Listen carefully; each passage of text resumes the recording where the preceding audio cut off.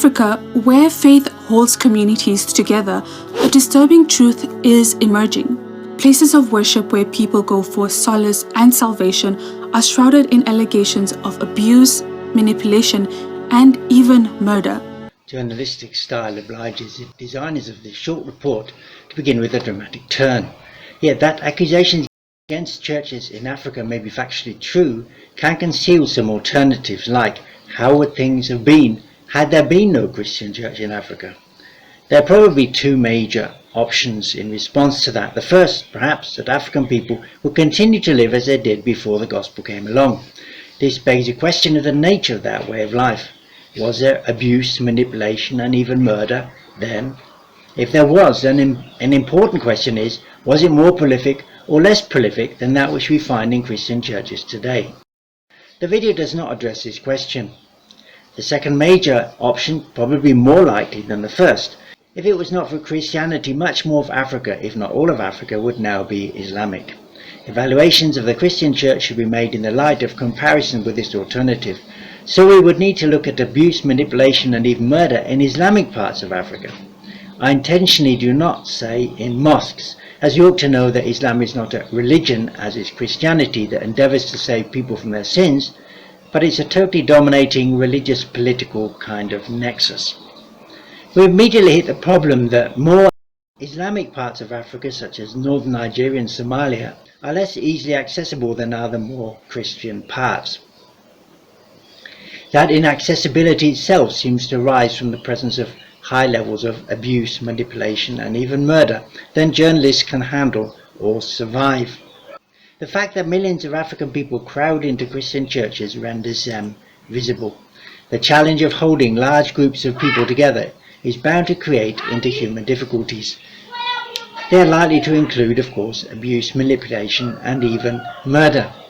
While definitely this is a problem, one might ask whether indigenous people can't discern this problem.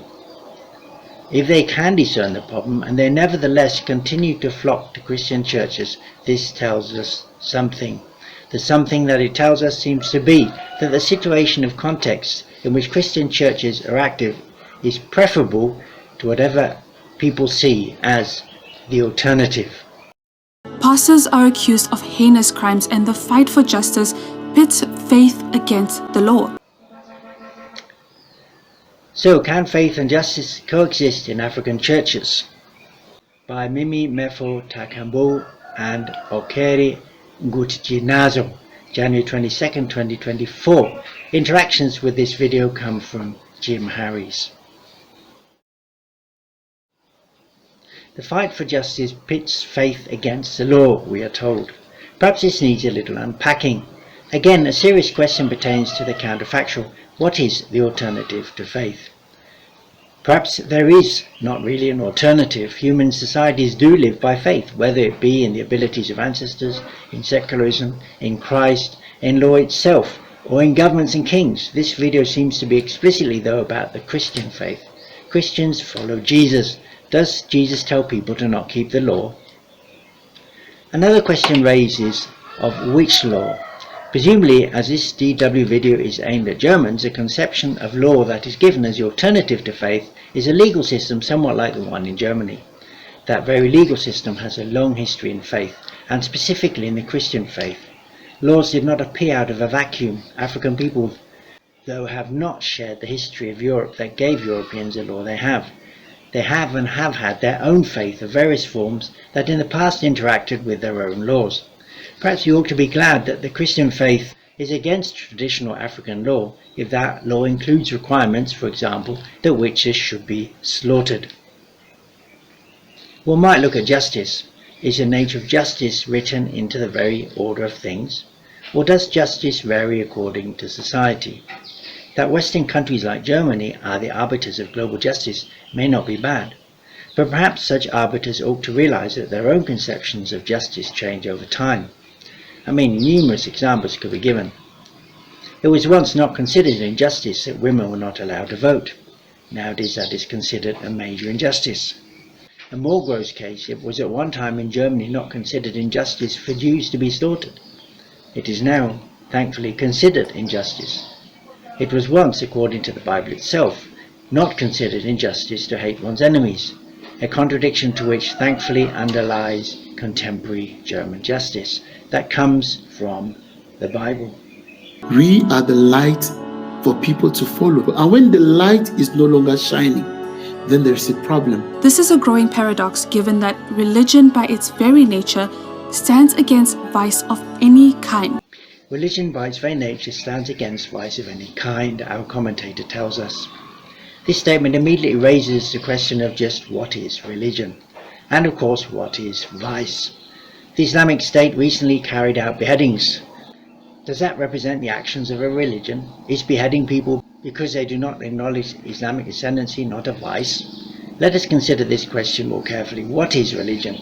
Religion in English and other European languages was until recently that which believers in Jesus contribute to the betterment of human society. The term has, by sleight of hand, more recently come to represent the ways of life of the very people who religion was intended to help. That is, people who have not received religion, Christianity, in the old parlance, i.e. pagan people, are these days called religious, the term that used to refer only to people who had accepted Christ. So the very way English is used denies the changes Christ brings to people's lives. The narrator on this video is not clear on what she means by religion. If indeed religion is against vice of any kind, that implies that what religion does cannot be a vice.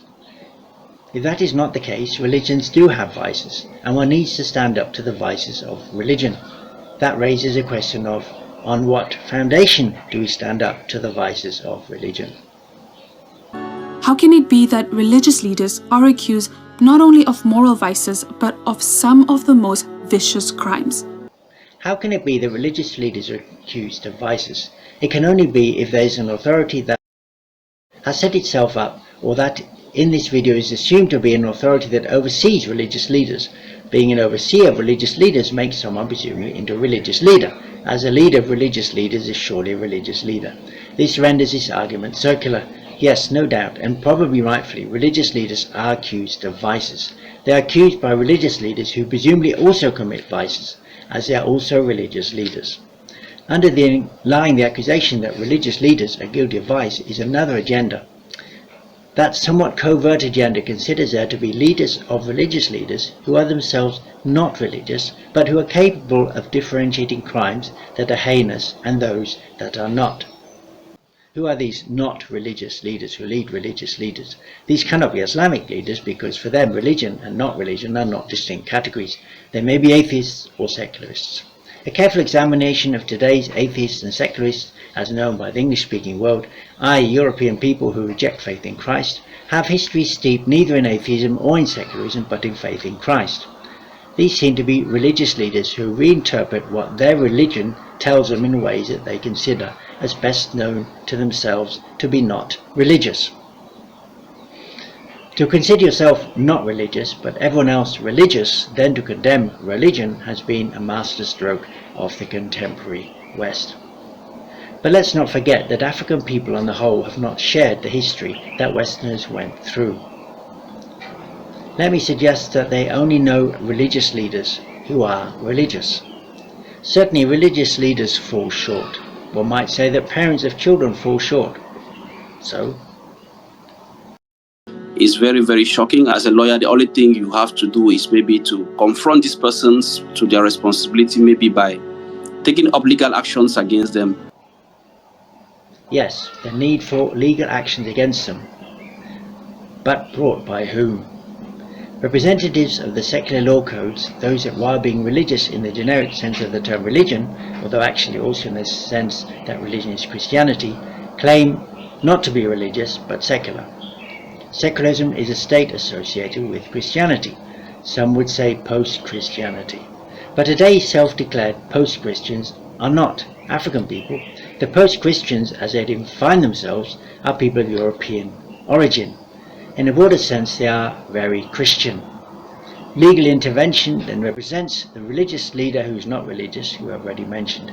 This is claimed to be the ultimate authority, on which basis to judge those who consider God to be the ultimate authority.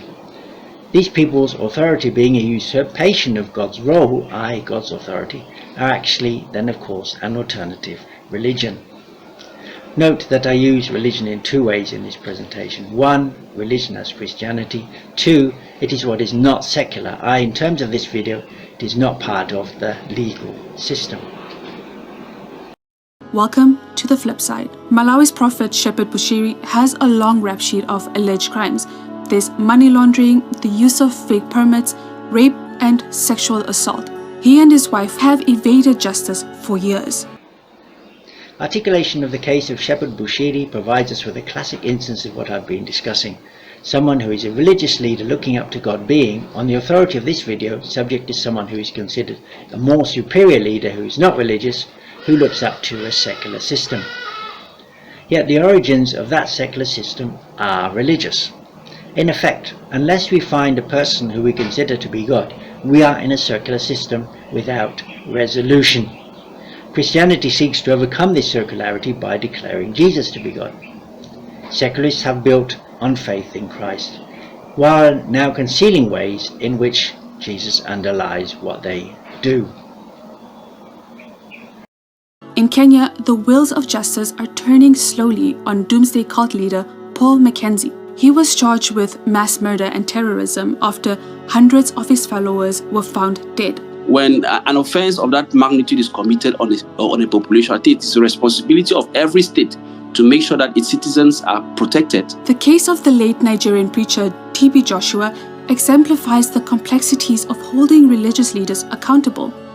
Despite allegations of manipulation, abuse, and even death caused by willful negligence within his church, he remained untouched by the law. He remained untouched by the law, our narrator tells us with reference to T.B. Joshua, illustrating our point, while maintaining the stance that the law is above religion. Did his influence and connections to powerful figures grant him immunity? Human beings as we are, so they can also commit crimes. So if they are found guilty by the court, at least they should go there and answer those kind of charges. But not everyone agrees with swift legal actions against pastors who commit crimes. Some argue that churches should handle such cases to protect the sanctity of religious institutions. The victims and their families are pushing for legal action and challenging what they say is a culture of impunity within churches. We should also have the laws that will protect the people of God that are suffering because of the crimes committed by priests and pastors. The question remains, can faith and justice coexist in the face of such heinous crime? Can faith and justice coexist in the face of such heinous crimes? I think the answer is that, of course, they must, as much as possible. One thing is clear, a line between holy ground and unholy acts must be drawn. That would hold Africa's religious leaders to the same standards as citizens when it comes to spiritual healing and justice. To hold religious leaders to the same standard as citizens could be interpreted to mean that their role as religious leaders should not be respected. This seems to run in the face of the behavior of African people themselves, who do respect them and thus give them authority to lead them. This is presumably amongst other reasons because they find they do a better job than their not religious leader, not Christian alternatives like witch doctors. Who are we to say that African people themselves are wrong in this respect? In conclusion, yes, of course, religious leaders must be held to account. That requires religious leaders above religious leaders, truly godly, Christian, devoted, self-denying servants. People are rare, but by the grace of God only, some such people may be found somewhere. It also requires a careful knowing of who God is, what He's like, and just what He wants of humankind. Can faith and justice coexist in African churches? Or any churches for that matter? Yes, they must, by God's grace. That's who we have. And that is the flip side.